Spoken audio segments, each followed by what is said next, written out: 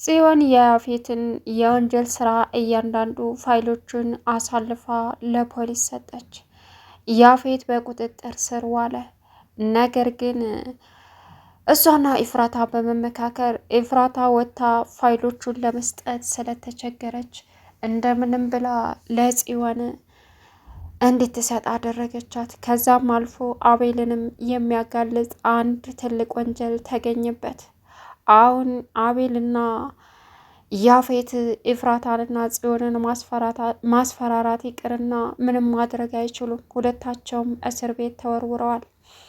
ኤፍራታ አሁን በማርገዟ ነፍሰ ጥሩ በመሆኗ ናታን ሲሰማ እጅግ ከምንም በላይ ደም እንባ እያለቀሰ ይገኛል። አብዛኞቻችን የናታን ልጅ ነው ብለን እንገምታለን።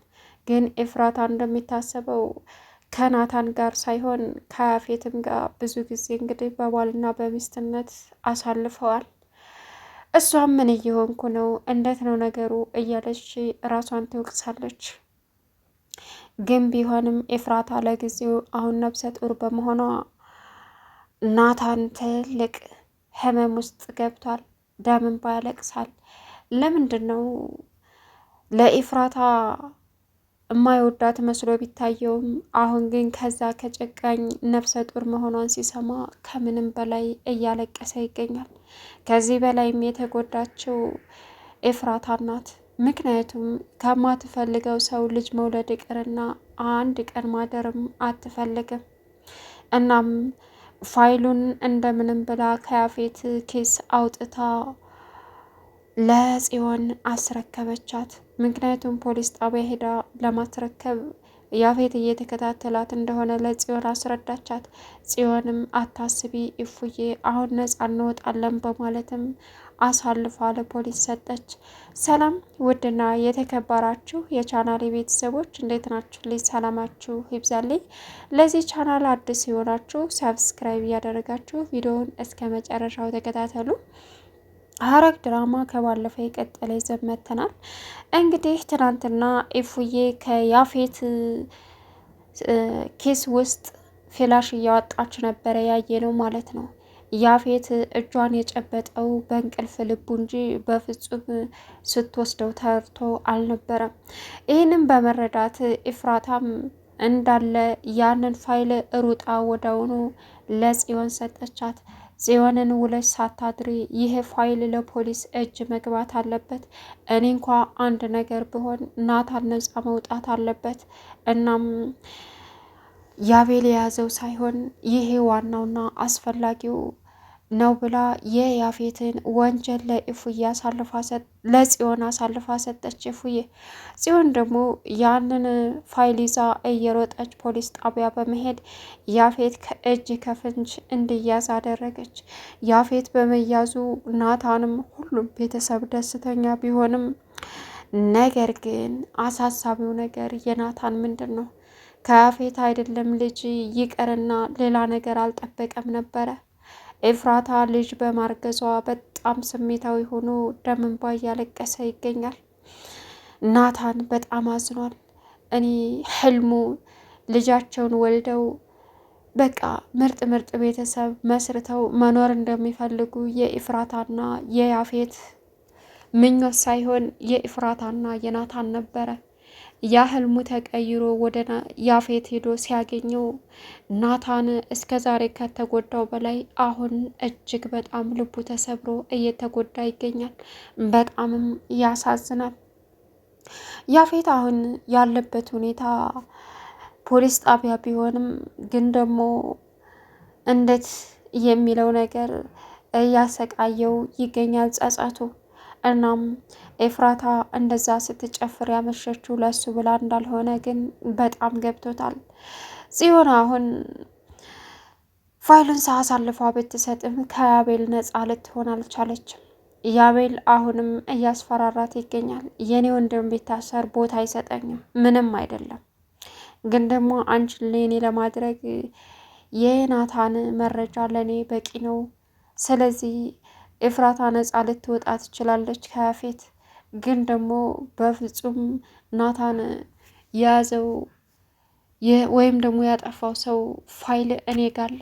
ናታን 2000ም አንቺም ሆነ ኤፍራታም እስር ቤት እንዳይገባ ከፈለጋችሁ እኔ በምላችሁ መንገድ መሄድ አለባችሁ። ሲቀጥል ደግሞ ኤፍራታ ያለችበት ያፌት ቤት እኔ መግባት አለብኝ እያለ እያናዘዛቸው ይገኛል። ኤፍራታ አንደኛ ናታን የሷ ባይሆን እንኳ የተቀማውን ቤት የራሱ ማድረግ ምኞት ነበራት። ሁለተኛ ደግሞ ሰላም እንዲኖር እንዲሁም ደግሞ ሌሎች እህቶቻቸው የተሰቃዩትን ስቃይ ነፃ እንዲወጡ ማድረግ ህልም ነበራት። ግን ደግሞ የአፌት ትንሽ ወንድም አረመኔው አቤል አለባቸው በመካከላቸው። ቢኒ በእርግጥ ትክክል ነው ብዬ አስባለሁ። ናታን በችግሩ ጊዜ አልቆመለትም። ከጎኑ ማን አለው? ማንም የለውም።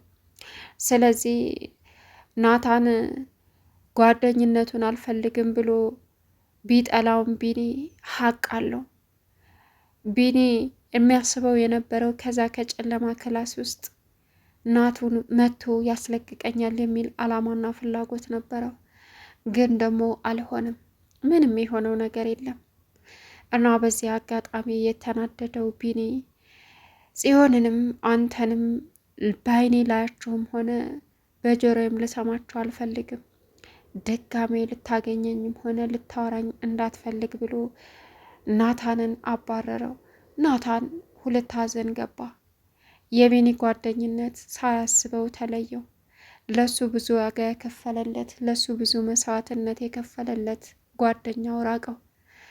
ሌላኛው ኤፍራታ እዚህ ማርገዟ በጣም ከምንም በላይ አሳዝኖታል፣ ከፍቶታል። አይገርምም። ኤፍራታ ግን ፈልገው አይደለም። ግን ደግሞ ፈጣሪ ካለ ልጁ የናታን ሊሆን ይችላል። አብዛኞቻችሁ የያፌት ነው ትላላችሁ፣ ግማሾቻችሁ ደግሞ የናታን ነው ትላላችሁ። ይህን እንግዲህ የምትለየው አንደኛ እሷና ሁለተኛ ደግሞ እንግዲህ ዲኤንኤ ምርመራ የሚባለው ነው። ያፌት እስከዛው እስር ቤት ቢገባም ናታን ደግሞ እዚህ እየተጎዳ ይገኛል። ዳራ ከሱ ፍቅር ይዟት እየተሰቃየች ትገኛለች። አሁን የዳራ እናት ልጄን አግባ ማለቷ አይቀርም። ምክንያቱም ዳራ ካፈቀረች ከልጅ ማምለጥ አትችልም። ወደድክም ጠላህም ልታገባት ግዴታህ ነው ብለው ነበረ። እሱ ደግሞ በድብቅ እያገኛት ይገኛል። ስለዚህ ይህ ነገር ትልቅ ችግር ፈጥሮበታል። ከምንም በላይ ልቡን ያደማው ኤፍራታ ነፍሰ ጡር ሆና ማየቱ ነው። ለዛውም ከዚህ ከአውሬ ሰውዬ በማለት። ሌላኛው ነገር እንግዲህ በጣም ከባዱና የሚያስፈራው ነገር ጽዮን ናት። ጽዮን አሁን አንደኛ ለወንድሟ ትፈራለች፣ ሁለተኛ ለቢኒ። ኤፍራታ በገባችበት ወጥመድ እሷም ገብታለች። ከማንኛው ትሆን? ፋይሉን አሳልፋ በመስጠቷ ራሱ እጅግ እያሳሰባት ይገኛል። ያፌት ቢታሰርም አቤላ የሚባለው ከባድ ችግር እንደሚፈጥርባት አትጠራጠርም። በሀሳብ ውስጥ ብትሆንም አንደኛውን ትልቁን አዛ ያፌትን ተገላግለዋል። ግን ደግሞ ትንሹ አዛ አለ። ምን ማድረግ እንዳለባቸው ይህን ዋናውን ከጣልን ሌላኛውን ደግሞ በእቅድ እንጥላለን እያሉ ይታገላሉ ኤፍራታና ጽዮን። ግን ቢሆንም ወደፊት ብዙ አስቸጋሪ ጊዜ እንደሚያጋጥማቸው ምንም ጥርጥር የለውም። ጦርነቱ ይቀጥላል። ያፌትም የኔ ልጅ ነው ማለቱ አይቀርም። ናታንም የኔ ልጅ ነው ማለቱ አይቀርም። እዚህ ላይ አሁን መካከል ፈተና የገቡት ጽዮንና ኤፍራታ ናቸው። ቤዛ በእርግጥ አሁን ነፃነት ተሰምቷት እራሷን ከምንም አርቃ እየኖረች ትገኛለች። ምክንያቱም የዳራ ወንድም በጣም ስላፈቀራት ማለት ነው። ከድሮም ጀምሮ ፍቅሩን እንዳይገልጽላት የተቸገረው አሁን ቢገልጽላት ጥላይ ትሄዳለች በማለት የፈራው ናውዲ ቤዛን እየተከታተለ ይገኛል። እናቱ ደግሞ አጸያፊ ነገር ሰርታ አሁንም በሱ ላይ አባቱን አስወግዶ እሱ እየኖረ እንደሆነ ለዳራ ነግራታለች። አሁን አትመለስም። ናውድ እናቱን አስፈራራት። እዩልሽ እኔን ለማስወገድ አስበሽና ብትሞክሪ ምን ማድረግ እንዳለብኝ ታውቂያለሽ ጠንቅቀሽ። እማይታሰብ ነገር አታድርጊ አላት። ግን እሷ ቆይ አስፈላጊም ከሆነ አንተ ትወገዳለህ እንጂ ወንጀል ይፋ አይወጣም እያለች ትገኛለች። እናት ለልጇ መጨከን ምን የሚሉት አረመኔነት ነው። በጣም ከባድ ነው። እና ቤዛና ናውዲ አብረው የሚሆኑበት ጊዜ በፈተና የተሞላ ይመስለኛል። በእርግጥ ናውዲ ፍቅሩን አልገለጸላትም። አጠገቡ ሁና አሁን ነፍሱን እንደዘራችበትና የወደፊት ተስፋና አላማ እንደሰጠችው ነግሯታል። በጣም የሚወዳት እሷ የማታውቀው እሱ የሚያውቃት ፍቅረኛም እንዳለችው ነገራት። እሷ ግን እድለኛ ናት። እኔ እኮ የማልወደውን የማይወደኝን የእህቴን ፍቅረኛ ሳሳድድና ሳሰቃያቸው ነው የኖርኩት እያለችም እሷም ያለፈ ህይወቷን ነገረችው። እሱም በጣም ይገርማል በማለት ተገረመ እና የራሱንም አካፈላት።